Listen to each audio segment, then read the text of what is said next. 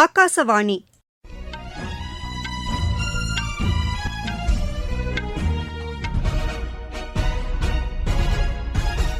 செய்திகள் வாசிப்பவர் கிருஷ்ணவேணி கோபியானந்த். தலைப்புச் செய்திகள்: உலகின் பல்வேறு பகுதிகளில் பதற்றங்கள் அதிகரித்து வரும் நிலையில் அமைதிக்கான வழிகாட்டியாக யோகா திகழ்கிறது என்று பிரதமர் திரு நரேந்திரமோடி கூறியுள்ளார்.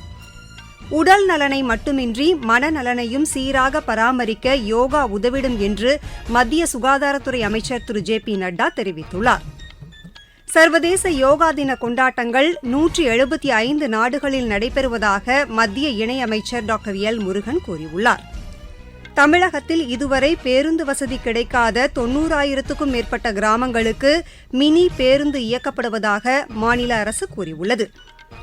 ஆசிய கோப்பை வில்வித்தை போட்டியில் இந்தியா 2 தங்கம், 6 வெள்ளி, 1 வெண்கலப் பதக்கம் வென்றது. இனி விரிவான செய்திகள்.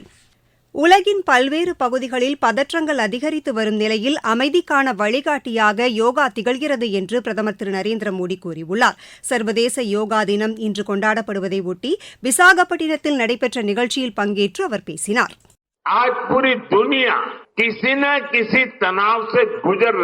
இன்று உலகம் முழுவதும் ஏதோ ஒரு நெருக்கடியில் உழன்று கொண்டிருக்கிறது.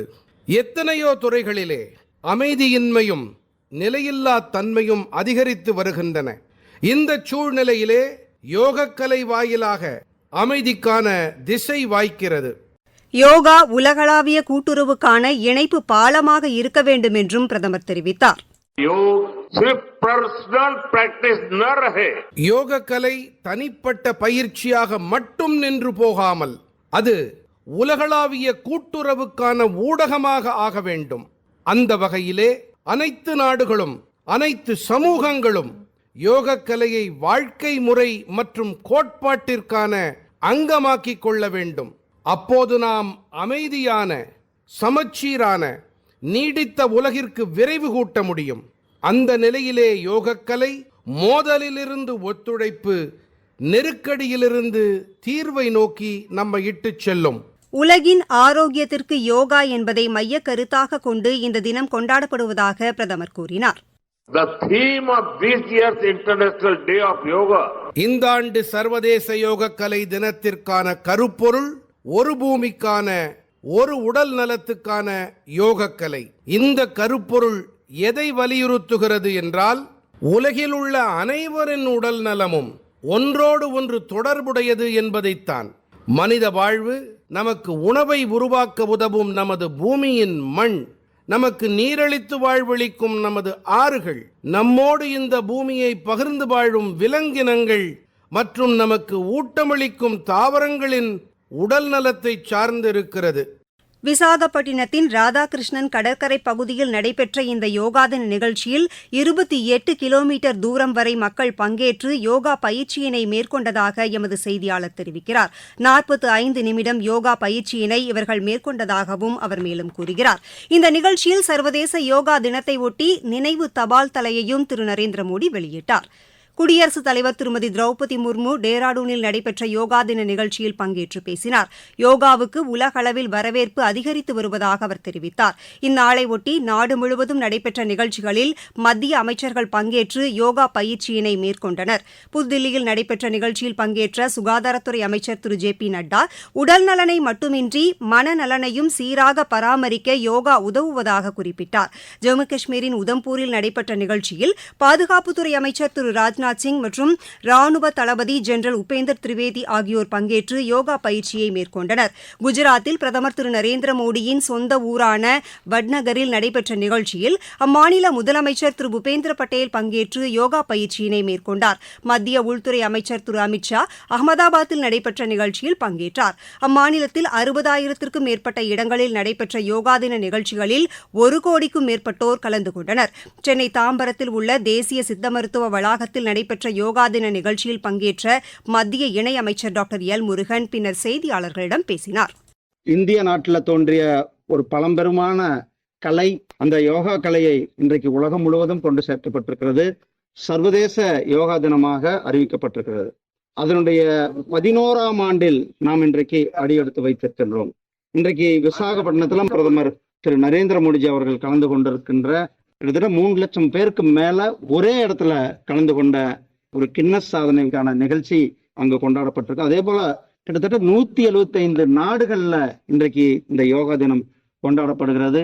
நாம சென்னையில இங்க தேசிய சித்தா ஆய்வு மையத்துல யோகாவை கொண்டாடி கொண்டிருக்கின்றோம். இந்த யோகா பல்வேறு நோய்களுக்கு ஒரு சிறந்த மருந்தாக இருந்து கொண்டிருக்கிறது. இந்த யோகா கலையை இன்றைக்கு அனைத்து தரப்பு மக்களும் விரும்பி செய்து கொண்டிருக்கிறார்கள். சேலத்தில் நடைபெற்ற யோகா தின நிகழ்ச்சியில் மத்திய கனரக தொழில்துறை அமைச்சர் திரு குமாரசாமி பங்கேற்றார். பின்னர் செய்தியாளர்களிடம் பேசிய அவர், சேலம் உருக்காலை வளாகத்தில் பாதுகாப்பு தளவாட தொழிற்சாலை அமைக்கும் திட்டம் முதல்கட்ட ஆலோசனையில் இருப்பதாக கூறினார். இது தொடர்பான முறையான அறிவிப்பு அடுத்த 4 மாதங்களில் வெளியாக வாய்ப்புள்ளதாகவும் அமைச்சர் தெரிவித்தார். மாநிலத்தின் இதர பகுதிகளில் நடைபெற்ற யோகா தின நிகழ்ச்சியில் பொதுமக்கள் ஆர்வத்துடன் பங்கேற்றனர். கடலோர காவல்படையினர் ராமநாதபுரம் மாவட்டம் மண்டபத்தில் உள்ள நீச்சல் குளத்தில் தேசிய கொடியுடன் ஜல யோகாசனம் செய்தனர். மாமல்லபுரம் கடற்கரை கோயில் அருகே தாம்பரம் விமானப்படை வீரர்கள் யோகா பயிற்சி மேற்கொண்டனர். புதுதில்லி ஆகாஷ்வாணி வளாகத்தில் நடைபெற்ற நிகழ்ச்சியில் அதன் தலைமை இயக்குநர் டாக்டர் பிரக்யா பாலிவால் கவுர், கூடுதல் தலைமை இயக்குநர் திரு மது நாக் மற்றும் அலுவலர்கள் பங்கேற்றனர்.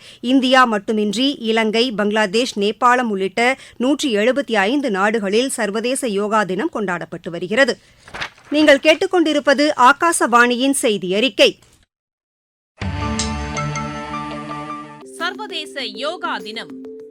யோக கலையை பயில வளைந்து கொடுக்கும் உடல்வாகு வேண்டும் என்று சிலர் நினைக்கிறார்கள். ஆனால் வளைந்து கொடுக்கும் வாகு கண்ணோட்டத்தில்தான் வேண்டும், உடலுக்கு அல்ல. 6 வயதோ அல்லது 60 வயதோ, உடல் நலிவுடையவரோ ஓடியாடி பணியாற்றுபவரோ, யோகாசனங்கள் அனைவருக்குமானவை. யோகம் வாழ்க்கையோடு இணையும் போது அது இயல்பானதொரு செயல்பாடாகிவிடுகிறது. அப்போது ஒவ்வொரு கணமும் அதன் பலன்கள் கிடைக்கத் தொடங்குகின்றன. வாருங்கள், நாம் அனைவரும் சர்வதேச யோக கலை தினத்தில் பங்கெடுப்போம், யோக பயிற்சியை மேற்கொள்வோம்.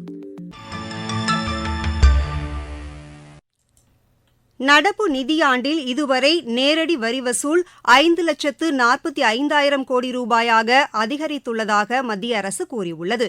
கடந்த நிதியாண்டில் இதே காலகட்டத்துடன் ஒப்பிடுகையில் இது 4.86% அதிகமாகும் என்று மத்திய அரசின் செய்திக்குறிப்பு தெரிவிக்கிறது. தமிழகத்தில் இதுவரை பேருந்து வசதி கிடைக்காத 90,000க்கும் மேற்பட்ட கிராமங்களுக்கு மினி பேருந்து இயக்கப்படுவதாக மாநில அரசு கூறியுள்ளது. 3,000க்கும் மேற்பட்ட வழித்தடங்களில் இயக்கப்படும் மினி பேருந்துகள் மூலம் 1 கோடிக்கும் மேற்பட்டோர் பயனடைந்து வருவதாக மாநில அரசின் செய்திக்குறிப்பு தெரிவிக்கிறது. உலக இசை தினம் இன்று கொண்டாடப்படுகிறது. இதனையொட்டி நாடு முழுவதும் பல்வேறு நிகழ்ச்சிகள் நடைபெற்று வருகின்றன. மத்திய பிரதேசம் மற்றும் உத்தரப்பிரதேசத்தின் பல்வேறு பகுதிகளில் அதி கனமழைக்கு வாய்ப்புள்ளதாக வானிலை ஆய்வு மையம் கூறியுள்ளது. இமாச்சல பிரதேசம், உத்தராகண்ட், பஞ்சாப், ஹரியானா, ராஜஸ்தான் மாநிலங்களுக்கு உட்பட்ட ஒரு சில பகுதிகளில் கனமழை பெய்யக்கூடும் என்றும் தெரிவிக்கப்பட்டுள்ளது. குஜராத், மகாராஷ்டிரா, ஆந்திரா, தெலங்கானா, கேரளா, கர்நாடகா ஆகிய மாநிலங்களுக்கு உட்பட்ட ஒரு சில பகுதிகளிலும் மழை பெய்யக்கூடும் என்றும் வானிலை ஆய்வு மையம் தெரிவித்துள்ளது. ஆசிய கோப்பை வில்வித்தை போட்டியில் இந்தியா 2 தங்கம், 6 வெள்ளி, 1 வெண்கலப் பதக்கம் வென்றது. சிங்கப்பூரில் நடைபெற்ற இப்போட்டியின் ஆடவர் ஒற்றையர் பிரிவில் குஷால் தாலாலும், மகளிர் ஒற்றையர் பிரிவில் தேஜால் சால்வேவும் தங்கப்பதக்கம் வென்றனர். மகளிர் ஒற்றையர் பிரிவில் சண்முகி புட்டே வெள்ளிப் பதக்கம் வென்றார். ஆடவர், மகளிர் மற்றும் கலப்பு குழு பிரிவுகளில் இந்தியாவிற்கு 5 வெள்ளிப் பதக்கம் கிடைத்தது. ஆடவர் ஒற்றையர் பிரிவில் சச்சின் சேச்சி வெண்கலப் பதக்கம் வென்றார். இப்போட்டியில் 9 பதக்கங்களை வென்ற இந்தியா பதக்கப்பட்டியலில் முதல் இடத்தை பிடித்தது. ஆசிய ஜூனியர் மல்யுத்த சாம்பியன் போட்டியில் இந்தியாவின் விக்கி தங்கப்பதக்கம் வென்றார். வியட்நாமில் நடைபெற்று வரும் இப்போட்டியின் 97 கிலோ எடைப்பிரிவில் அவர் இப்பதக்கத்தை கைப்பற்றினார். 65 கிலோ எடைப்பிரிவில் சுஜித் இறுதி ஆட்டத்திற்கு முன்னேறியுள்ளார். ஆசிய பாரா பேட்மிண்டன் போட்டியில் இந்தியாவின் நித்யஸ்ரீ சுமதி சிவன் இறுதி ஆட்டத்திற்கு முன்னேறியுள்ளார். தாய்லாந்தில் நடைபெற்று வரும் இப்போட்டியின் மகளிர் ஒற்றையர் பிரிவு அரையிறுதி ஆட்டத்தில் அவர் 21-15, 21-6 என்ற செட் கணக்கில் தாய்லாந்தின் சியாங் சாயை வென்றார். ஆடவர் ஒற்றையர் பிரிவு அரையிறுதி ஆட்டத்தில் சூரியகாந்த் யாதவும் 22-20, 21-17 என்ற செட் கணக்கில் கொரியாவின் சோன் நாதனை வென்று இறுதி ஆட்டத்திற்கு முன்னேறினர். மீண்டும் தலைப்புச் செய்திகள். உலகின் பல்வேறு பகுதிகளில் பதற்றங்கள் அதிகரித்து வரும் நிலையில் அமைதிக்கான வழிகாட்டியாக யோகா திகழ்கிறது என்று பிரதமர் திரு நரேந்திர மோடி கூறியுள்ளார். உடல் நலனை மட்டுமின்றி மனநலனையும் சீராக பராமரிக்க யோகா உதவிடும் என்று மத்திய சுகாதாரத்துறை அமைச்சர் திரு ஜே.பி. நட்டா தெரிவித்துள்ளார். சர்வதேச யோகா தின கொண்டாட்டங்கள் 175 நாடுகளில் நடைபெறுவதாக மத்திய இணையமைச்சர் டாக்டர் எல். முருகன் கூறியுள்ளார். தமிழகத்தில் இதுவரை பேருந்து வசதி கிடைக்காத 90,000க்கும் மேற்பட்ட கிராமங்களுக்கு மினி பேருந்து இயக்கப்படுவதாக மாநில அரசு கூறியுள்ளது. ஆசிய கோப்பை வில்வித்தை போட்டியில் இந்தியா 2 தங்கம் 6 வெள்ளி 1 வெண்கலப் பதக்கம் வென்றது. இத்துடன் இந்த செய்தியறிக்கை நிறைவடைகிறது.